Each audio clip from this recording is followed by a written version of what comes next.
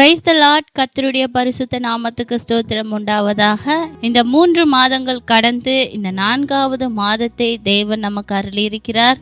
கர்த்தருக்கு கோடான கோடி நன்றிகளை நான் செலுத்துகிறேன். இந்த நாளிலும் தேவன் நமக்கென்று ஒரு வாக்குத்தத்தத்தை கொடுத்து நாம் எப்படி நடந்து கொள்ள வேண்டும் என்பதையும், நம் வாழ்க்கையில் அந்த வாக்குத்தத்தத்தை எப்படி அபியாசித்து கொள்ள வேண்டும் என்பதையும் இன்று உணர்த்த தேவன் கிருபை செய்திருக்கிறார். நம் கண்களை மூடி சிறிய ஜெபத்தை செய்வோம். ஹல்லேலூயா. மகா பரிசுத்த எங்கள் நல்ல ஆண்டவரே, உமக்கு ஸ்தோத்திரம் தகப்பனே. எங்களை இந்த 3 மாதங்களும் கண்மணி போல பாதுகாத்து இந்த 4ஆம் மாதத்தின் முதல் நாளிலே உயிரோடு வைத்து இந்த நாளை நாங்கள் அடியெடுத்து வைத்திருக்கிறோம் ராஜா. உமக்கு நன்றி தகப்பனே. இந்த நாளிலும் நீங்கள் எங்களுக்கென்று என்ன வாக்குத்தத்தம் வைத்திருக்கிறீர்களோ அந்த வாக்குத்தத்தின்படி நாங்கள் நடந்து கொள்ளவும், அதை எங்கள் வாழ்க்கையில் உபயோகித்து கொள்ளவும் எங்களுக்கு வழிவாசலை திறந்தருளுங்க தேவரீர். நான் அல்ல, இயேசு கிறிஸ்துவே பேசுகிறதா இருக்கட்டும். பார்க்கிற ஒவ்வொரு சகோதர சகோதரிகளுக்கும் இந்த வார்த்தை போய் சேரட்டும். நீரே அவர்களோடு துணையாயிருந்து காரியங்களை வாய்க்க பண்ணுங்க. இயேசு கிறிஸ்துவின் நாமத்தில் ஜெபிக்கிறேன் ஜீவனுள்ள நல்ல பிதாவே, ஆமென், ஆமென். ஹல்லேலூயா. மீண்டும் உங்கள் அனைவரையும் இந்த காணொளி மூலமாக சந்திப்பதில் மிகவும் சந்தோஷம் அடைகிறேன். இந்த நாளிலும் தேவன் நமக்கென்று கொடுத்த வாக்குத்தத்தம் வாசிப்போம். 2 நாளாகமம் 32:7. நீங்கள் திடம் கொண்டு தைரியமாயிருங்கள், அசீரியா ராஜாவுக்கும் அவனோடு இருக்கிற ஏராளமான கூட்டத்திற்கும் பயப்படாமலும் கலங்காமலும் இருங்கள். அவனோடு இருக்கிறவர்களை பார்க்கிலும் நம்மோடு இருக்கிறவர்கள் அதிகம். ஆமென். நீங்கள் திடன் கொண்டு தைரியமாயிருங்கள், பயப்படாமலும் கலங்காமலும் இருங்கள். அவர்களோடு இருக்கிறவர்களை விட நம்மோடு இருக்கிறவர்கள் அதிகம். ஹல்லேலூயா. தேவன் இந்த வாக்குத்தத்தத்தை எப்படி உங்களுக்குள்ளாக செலுத்துகிறார் என்று பாருங்கள். பயப்படாதீங்க, கலங்காதீங்க, திடன் கொண்டு தைரியமா இருங்க. உங்களுக்கு விரோதமா எழும்புகிற எல்லா காரியங்களுக்காகவும் தேவன் சொல்லுகிறார், அவர்களோடு இருக்கிறவர்களை விட உன்னோடு இருக்கிறவர் பெரியவர் என்று சொல்லுகிறார். அதிகமான ஜனக்கூட்டமாய் இருக்கிறேன் என்று சொல்லுகிறார். ஹல்லேலூயா. இந்த வாக்குத்தத்தத்தை அப்படியே உங்கள் மனதில் ஏற்றுக்கொண்டு அதை அப்படியே உங்கள் வாழ்க்கையில் செயல்படுத்துங்கள். கர்த்தர் உங்களை ஆசீர்வதிப்பாராக. ஹல்லேலூயா. இந்த வசனத்தை நாம் இன்னும் விரிவாக தியானிப்போமே ஆனால் இதை 3 பகுதிகளாக நாம் பிரிக்க முடியும். முதலாவது பகுதியாக, நீங்கள் திடன் கொண்டு தைரியமாயிருங்கள். ஹல்லேலூயா. எதுக்காக நாம திடன் கொண்டு தைரியமா இருக்கணும்? நம்ம வாழ்க்கை எப்படியோ போயிட்டு இருக்கு, ஏன் நான் தைரியமா இருக்கணும்? நான் ஆல்ரெடி தைரியமா தானே இருக்கேன் அப்படின்னு சொல்றவங்களா இருந்தீங்கன்னா அந்த வசனத்தை படிங்க. 2 நாளாகமம் 32:1 வசனத்தை படியுங்கள். இக்காரியங்கள் நடந்தேறி வருகையில் அசீரியா ராஜாவாகிய சனகெரிப் வந்து யூதாவுக்குள் பிரவேசித்து அரணான பட்டணங்களுக்கு எதிராக பாளையம் இறங்கி அவைகளை தன் வசமாக்கி கொள்ள நினைத்தான். ஆமென். சனகெரிப் என்னும் ஒரு ராஜா யூதேயாவுக்கு உள்ளாக வர வேண்டும், அந்த பட்டணத்தை அந்த தேசத்தை தன் வசமாக்கி கொள்ள வேண்டும் என்பதற்காக இந்த அசிரிய ராஜா யூதாவை நோக்கி செல்வதை நாம் இந்த இடத்துல பார்க்கிறோம். ஒரு விஷயம் நம்மை நோக்கி வருகிறது என்றால் அந்த இடத்துல நாம் எப்படி இருக்கணும்? சத்ருவா இருக்கலாம், நம்ம எதிர்ப்பவர்களா இருக்கலாம், நமது வியாதியா இருக்கலாம், நமது பிரச்சனைகளா இருக்கலாம், நமது கடன் பிரச்சனைகளா இருக்கலாம், நம்மளுடைய திருமண தடைகளா இருக்கலாம், குழந்தை பாக்கியம் இல்லாமல் இருக்கலாம்.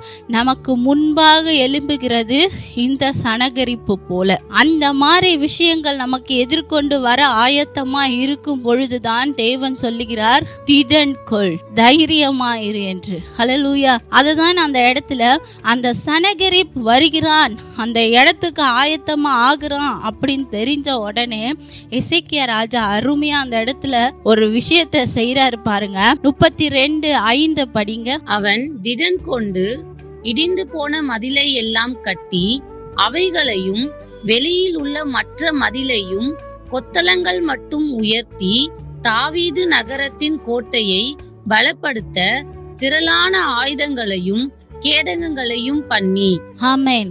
எசேக்கியா எவ்வளவு அழகா தைரியமா திடன் கொண்டு, அழகா அந்த இடத்துல ஒரு வார்த்தை இருக்கு பாத்தீங்களா? எசேக்கியா திடன் கொண்டு தைரியத்தோட, ஒரு மனதின் உற்சாகத்தோட, ஒரு மனதின் வலிமையோட எழுந்திருந்து இந்த தேசத்தில் உள்ள குளங்களையும் ஆறுகளையும் தூர்வாருகிறார். முதலாவது. இரண்டாவது, இடிந்து போன மதில்கள் இருக்கும் இல்லையா, அந்த மதில்களை முதலாவது சரி செய்கிறார்.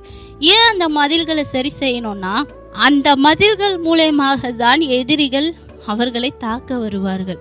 ஸோ அதனால முதலாவது அந்த இடிந்து போன மதில்களை சரி செய்கிறார். அது போலதான் நம்ம வாழ்க்கையில நாம எவ்வளவோ நேரத்துல கஷ்டத்தின் பாதையில இயேசுவையும் நம் தேவனாகிய கர்த்தரையும் ஒரு விதத்திலாவது மறுதலிச்சிருப்போம். அந்த நம்பிக்கைய நாம் முதலாவது கட்ட வேண்டும். எப்படி அவர் இடிந்து போனதை கட்டினாரோ அதே போல நம் வாழ்க்கையில் இடிந்து போயிருக்கிற தேவன் மேல் இருக்கிற அந்த நம்பிக்கையை முதலாவது கட்ட சொல்கிறார். இரண்டாவது, புதிய மதில்களை கட்டுகிறார். புதிய மதில்கள் என்பது ஆல்ரெடி இருந்த மதிலை விட இன்னொரு மதில் புதுசா கட்டும் போது இன்னும் ஸ்ட்ராங்கா இருக்கும். பழைய மதில்கள்ல அவங்க இடிக்கும் பொழுது கூட அது உடைவதற்கான வாய்ப்பு இருக்கு. ஆனா புதிய மதில்கள் கட்டும் பொழுது அது இன்னும் ஸ்ட்ராங்கா, அந்த இடத்துல செய்யப்பட்ட காரியங்கள் இன்னும் பலமாக இருக்குமே தவிர சோர்ந்து போனதா இருக்காது. அது போல நம்மளுடைய விசுவாசம், நம்பிக்கையானது புதுசா அந்த இடிந்து போன நம்பிக்கையை நாம பில்ட் பண்ணதுக்கு அப்புறமா நம்ம என்ன பண்றோம், புதியதாக நம்மளுடைய நம்பிக்கை விசுவாசமாய் மாறுகிறது. அந்த விசுவாசமானது தான் புதிய கட்டிடமாக வளருகிறது. ஹல்லேலூயா. அது அசையாத மதிலாக மாறுகிறது. அந்த விசுவாசம் தான் நம்மிடத்தில் வேண்டும் என்று தேவன் எதிர்பார்க்கிறார். ஹல்லேலூயா. மூன்றாவதாக எசேக்கியா செய்த காரியம், கொத்தளங்கள் மட்டும் உயர்த்தி கட்டினான். கொத்தளங்கள்னா என்ன? ஒரு கோட்டை சுவர் இருக்குமே, ஆனால் அதுக்கு மேலாக தான் ஒரு படை வீரனோ ஒரு சோல்ஜரோ நின்று பாதுகாவலன்னு ஒருத்தர் நிற்பார். அவரு தான் தூரமா இருந்து ஏதாவது எதிரிகள் வராங்களா, யாராவது ஆப்போசிட்ல இருந்து வராங்களான்ட்டு கண்காணிச்சுட்டே இருப்பார். ஸோ அந்த அளவுக்கு கொத்தளங்கள் மட்டும் அந்த மதில்களை ஏத்தி கட்டுறாராம். ஆல்ரெடி இருந்த விசுவாசத்தை விட, அசையாத விசுவாசத்தை விட, நமக்கு பாதுகாப்பா இருக்கிற இடத்தை விட பாதுகாப்பு இல்லாத இடத்திலும் நம்மளுடைய விசுவாசம் வேண்டும் என்பதை தேவன் இந்த நாளில் சொல்லுகிறார். ஹல்லேலூயா. இதையெல்லாம் எசேக்கியா வெளிப்புறத்தில் செய்து விட்டார். உள்புறத்தில் என்ன செய்கிறார்? ஆயுதங்களையும் கேடகங்களையும் ஆயத்தம் பண்ணுகிறார். நம் வாழ்க்கையில் ஆயுதம் என்பது நமது ஜபமாகவும், கேடகம் என்பது நமது வேதாகம வசனமாகவும் நம் வாழ்க்கையில் இருக்க வேண்டும். நாம் என்னதான் விசுவாசத்தை பில்ட் பண்ணாலும் நமக்குள்ளாக ஜபமும் வேதமும் இல்லை என்றால் நம் விசுவாசம் என்றைக்காவது ஒரு நாள் குறைவதற்கு தான் வாய்ப்பு இருக்கிறது. அதனால எசேக்கியாவை போல திடன் கொண்டு தைரியமாயிருந்து உங்களது விழுந்து போன நம்பிக்கையை மீண்டும் திரும்ப கட்டுங்க. அசையாத விசுவாசத்தை இன்னும் அதிகமாய் பில்ட் பண்ணுங்க. உங்களுடைய ஜபத்தையும் வேத வாசிப்பின் நேரத்தையும் அதிகரிச்சு கொண்டே இருங்க. அப்பொழுதுதான் தேவன் சொல்லுகிறார். 2 நாளாகமம் 32:8 வாசியுங்கள். அவரோடு இருக்கிறது மாம்ச புயம், நமக்கு துணை நின்று நம்முடைய யுத்தங்களை நடத்த நம்மோடு இருக்கிறவர் நம்முடைய தேவனாகிய கர்த்தர் தானே என்று சொல்லி அவர்களை தேற்றினான். யூதாவின் ராஜாவாகிய எசேக்கியா சொன்ன இந்த வார்த்தைகளின் மேல் ஜனங்கள் நம்பிக்கை வைத்தார்கள். நம்முடைய தேவனாகிய கர்த்தர் தானே என்று சொல்லி ஜனங்களை நம்பிக்கை உண்டாக்குகிறார் எசேக்கியா. அதேதான் உங்களை பார்த்து தேவன் என்று சொல்லுகிறார். உங்களுக்கு விரோதமாய் எழும்பின யாராயிருந்தாலும், அது எவ்வளவு பெரிய ஜனமாயிருந்தாலும், அந்த ஜனத்திற்கு முன்பாக நிற்கிறது நீங்களோ நானோ அல்ல, என் தேவன் நமக்கு முன்பாக நின்று அவர்களை எதிர்ப்பேன் என்று தேவன் சொல்லுகிறார். அந்த நம்பிக்கை, அந்த விசுவாசம், அந்த மன தைரியத்துடன் நாம் இருப்போமானால் தேவன் இந்த நாளில் இந்த வாக்குத்தத்தத்தின் மூலமாக உங்கள் வாழ்க்கையில் நிறைவேற்றுவார். அப்படியே 2ஆம் பகுதியில் போனால், பயப்படாமலும் கலங்காமலும் இருங்கள். திடன் கொண்டு தைரியமா ஆனாலும் நம்முடைய வாழ்க்கையில பல பிரச்சனைகள், பல வார்த்தைகள் வரும். சகோதர சகோதரிகள் மூலமாகவோ, சொந்தங்கள் மூலமாகவோ, கூட வேலை செய்கிறவங்க மூலமாகவோ, ஏன் நமது பிள்ளைகள் மூலமாக கூட வார்த்தைகள் எழும்பும். வாசிங்க 2 நாளாகமம் 32:9 பிற்பகுதியையும் 10 வாசிங்க. யூதாவின் ராஜாவாகிய எசேக்கியாவிடத்துக்கும் எருசலேமில் உள்ள யூத ஜனங்கள் யாவரிடத்துக்கும் தன் ஊழியக்காரரை அனுப்பி, அசீரியா ராஜாவாகிய சனகெரிப் சொல்லுகிறது என்னவென்றால், முற்றுகை போடப்பட்ட எருசலேமிலே நீங்கள் இருக்கும்படிக்கு நீங்கள் எதின் மேல் நம்பிக்கையா இருக்கிறீர்கள்? ஆமென். அந்த சனகெரிப் ராஜா என்பவன் அந்த யூதா தேசத்துல எசேக்கியாவின் இடத்திலும் ஆள் அனுப்புகிறான், அந்த தேசத்து மக்களிடத்திலும் ஆள் அனுப்புகிறான். எதுல நீங்க நம்பிக்கைய வச்சிருக்கீங்க? ஏன் இந்த நம்பிக்கை? எது மேல உங்க நம்பிக்கை இருக்கு? நான் வந்தேன்னா இந்த இடம் முழுவதுமே எனக்காக சொந்தமாயிடும் அப்படின்ற ஒரு பயத்தை ஏற்படுத்துவதற்காகவே அந்த கேள்விகளோடு அந்த சனகெரிப் யூதா தேசத்துக்குள்ளாக நுழைறான். அது போலதான் நம்ம வாழ்க்கையில ஒவ்வொரு விஷயங்களும், நீ யாரு மேல நம்பிக்கை இருக்க, உன் நம்பிக்கை எல்லாம் தோற்று போக போகுது என்று சொல்லக்கூடிய அளவிற்கு நம்மளுடைய வார்த்தைகள் வரும். 2 நாளாகமம் 32:12 வாசிப்போமானால், அவருடைய மேடைகளையும் அவருடைய பலிப்பிடங்களையும் தள்ளிவிட்டவனும் ஒரே பலிப்பிடத்திற்கு முன்பாக பணிந்து அதின் மேல் தூபம் காட்டுங்கள் என்று யூதாவுக்கும் எருசலேமுக்கும் சொன்னவனும் அந்த எசேக்கியா தான் அல்லவா? ஆமென். அந்த எசேக்கியா செய்தத சொல்லி காட்டுறாங்க, பாத்தீங்களா? அது போலதான் நம்ம வாழ்க்கையில நாம எப்படி இருந்தோம், எந்த நிலைமையில இருந்தோம், தேவனை அறிந்து கொண்டோம், இப்ப எப்படி இருக்கோம், ஏன் இவ்வளோ கஷ்டப்படுற, அங்கேயே இருந்திருக்கலாமே, இப்படி இருந்திருக்கலாமே, என் கூடவே இருந்திருக்கலாமே, இப்படி செஞ்சிருக்கலாமே, உங்களுடைய பழைய வாழ்க்கைகளை நினைப்பூட்டுவாங்க.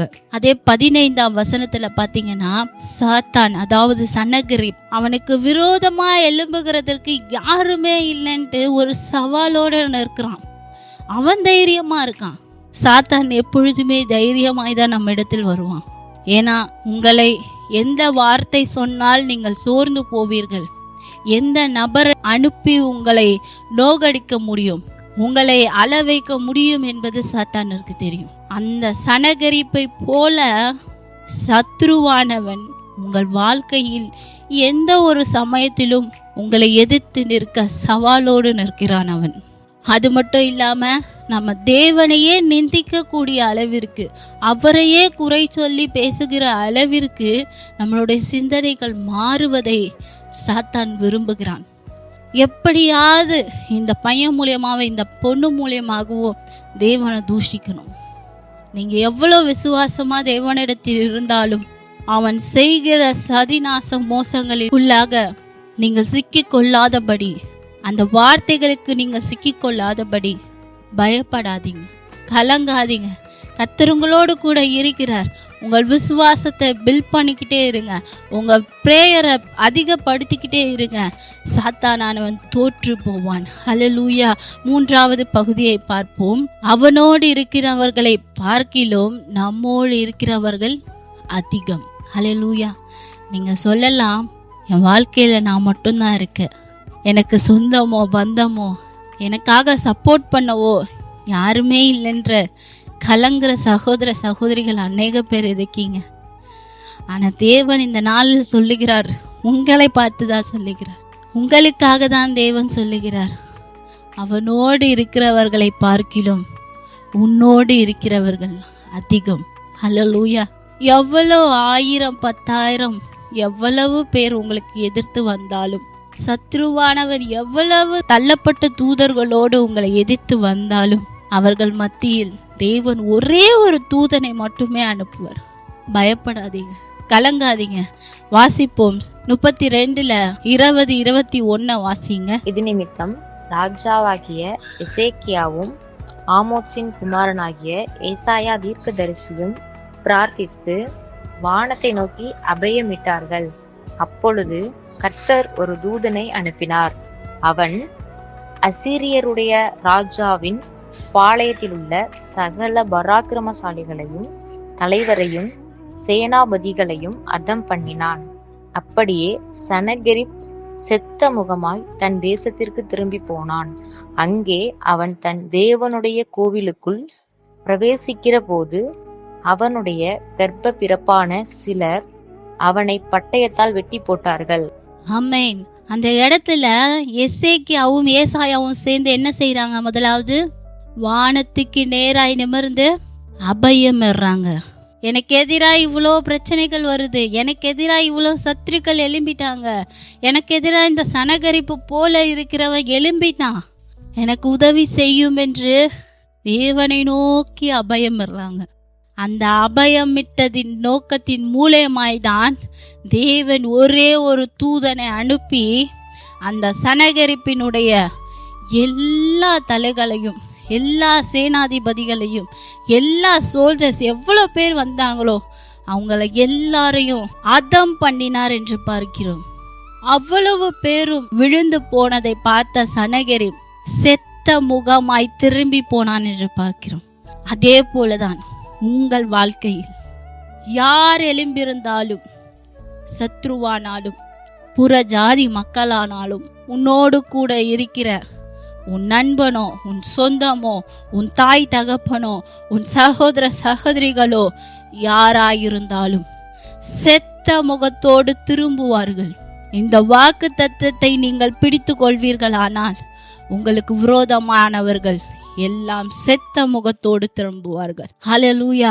ஆனா அந்த சனகரிப்பை ஏன் சாகல தெரியுமா? அந்த இடத்துல அந்த 21ஆம் வசனத்திலேயே கடைசி பகுதியில பாத்தீங்கன்னா, சனகரிப்பு அவனுக்குரிய கோவில்ல போய் நிற்கும் பொழுது அவனுடைய சொந்தமான பிள்ளைகளே அவனை வெட்டினதா போற்று. அப்போ எவ்வளவு கொடுமை! இன்னொருத்தவங்களோட கையில சாகிறத விட தான் சொந்த பந்தங்களோட கையில சாகிறது எவ்வளோ வேதனை. அந்த செத்த முகத்தோடு திரும்பினவனுக்கு ஆறுதல் இல்லை, கடைசியில் அவனும் இறந்து போயிட்டான். யார் மூலியமா? அவன் பிள்ளைகள் மூலியமாகவே அவன் இறந்து போனான். அதே போலதான் நம் வாழ்க்கையில் தேவன் என்று செய்ய போகிறார். நமக்கு விரோதமாய் எழும்பினவர்கள் யாராயிருந்தாலும் செத்த முகமாய் நம்மை விட்டு திரும்பி போவார்கள். ஆனால் அவர்கள் திரும்பவும் இன்னொருத்தருக்கோ இல்லை நம்மிடத்திலேயோ திரும்பி வராதபடி, அவர்களுடைய நாமம் கூட இந்த பூமியில் இல்லாதபடி அழிந்து போவார்கள். ஹல்லேலூயா. கடைசியாக ஒரே ஒரு வசனம் 32:23 வாசிப்போம். அநேகம் பேர் கர்த்தருக்கென்று எருசலேமுக்கு காணிக்கைகளையும் யூதாவின் ராஜாவாகிய எசேக்கியாவுக்கு உச்சிதங்களையும் கொண்டு வந்தார்கள். அவன் இதற்கு பிற்பாடு சகல ஜாதிகளின் பார்வைக்கும் மேன்மைப்பட்டவனாயிருந்தான். ஹல்லேலூயா. எசேக்கியா அதுக்கப்புறம் எப்படி இருக்காரு? எல்லாரையும் பார்க்கலும் மேன்மை உள்ளவனாயிருக்கிறார். அவ்வளோ பெரிய பிரச்சனை தன் தேசத்துக்கே எதிராக எழும்பி வந்திருக்காங்க. அது எல்லாம் அவ்வளோ சுமூகமாய் தேவன் அவர்களோடு இருந்து ஒரே ஒரு தூதனை அனுப்பி அந்த காரியங்களை செய்து கொடுத்தார். அதன் மூலமாய் அவன் மென்மேலும் வளர்ந்து அந்த தேசத்தில் மேன்மை அடைய வைத்தார் நம் தேவன். ஹல்லேலூயா. இந்த நாளிலும் தேவன் நமக்கு இந்த வாக்குத்தத்தத்தை கொடுத்திருப்பது உங்களை மேன்மைப்படுத்தவே. நீங்கள் எந்த ஒரு இடத்திலும் சோர்ந்து போயிருக்கலாம், தாழ்த்தப்பட்டு இருக்கலாம், உங்களை அடக்கி வைத்திருக்கலாம், அடிமைப்பட்டு வைத்திருக்கலாம். கலங்காதீங்க, பயப்படாதீங்க, திடன் கொண்டு தைரியமாயிருங்க. அவங்க கூட இருக்கிறவங்கள விட நம்ம கூட இருக்கிறவங்க அதிகம் பேர் என்பதை மறந்து விடாதீர்கள். தேவன் உங்களோடு கூட இருந்து சனகரிப்பை எப்படி அதம் பண்ணினாரோ அதே போல உங்களுக்கு விரோதமாய் இருக்கிறவர்களை அதம் பண்ணுவார். இந்த வசனத்தை கை கொண்டு மென்மேலுமாய் வளருங்கள். கர்த்தர் உங்களை ஆசீர்வதிப்பாராக. ஜெபிப்போம். மகா பரிசுத்த எங்க நல்ல ஆண்டவரே, உமக்கு ஸ்தோத்திரம் தகப்பனே. இந்த நாளிலும் இந்த வாக்குத்தத்தத்தை எங்களுக்கு கொடுத்து எங்களோடு இருக்கிற நீர் அதிகமாக இருக்கிறீர். எங்களுக்கு ஆப்போசிட்டா வருகிறவன் எத்தனை பேர் வேணாலும் இருக்கலாம், எங்களுக்கு எவ்வளோ பழி வேணாலும் சொல்லலாம். ஆனா அவர்களை விட என்னோடு கூட இருக்கிறவர்கள் அதிகம் பேராய் இருக்கிறார்கள் என்ற அந்த வாக்கு தத்தத்தின் மூலமா எங்க வாழ்க்கையில் நிறைவேற்றுங்க. பார்த்து கொண்டிருக்கிற ஒவ்வொரு சகோதர சகோதரிகள் மேலும் இந்த வாக்கு தத்தமானது பலிக்கட்டும் தகப்பனே. ஒவ்வொருத்தர் மத்தியிலும் பயப்படாமலும் கலங்காமலும் இருங்கள் என்று சொன்ன அந்த வார்த்தை போய் சேரட்டும். அவர்களுக்குள்ளாக இன்னும் ஒரு விசுவாசத்தை பலப்படுத்துங்க. அதிகமாய் அசையாத ஒரு விசுவாசம் வளரட்டும் தகப்பனே. அவர்களுக்கு முன்பாக எழும்புகிற சத்துருக்களை நீங்க அதமாக்கி போடுங்க. அவர்களை இந்த நாளிலிருந்து ஒரு புதிய மனிதனாய் புதிய மனுஷியாய் மாற்றுங்க. நீரே பொறுப்பெடுத்து வழி நடத்துங்க. அவர்களை ஆசீர்வதிங்க. அவர்கள் குடும்பத்தை ஆசீர்வதிங்க. இயேசு கிறிஸ்துவின் நாமத்தை ஜெபிக்கிறேன் ஜீவனுள்ள நல்ல பிதாவே, ஆமேன், ஆமேன். இந்த வாக்குத்தத்தத்தின் மூலமாக தேவன் உங்களை ஆசீர்வதிப்பாராக. God bless you. ஆமேன்.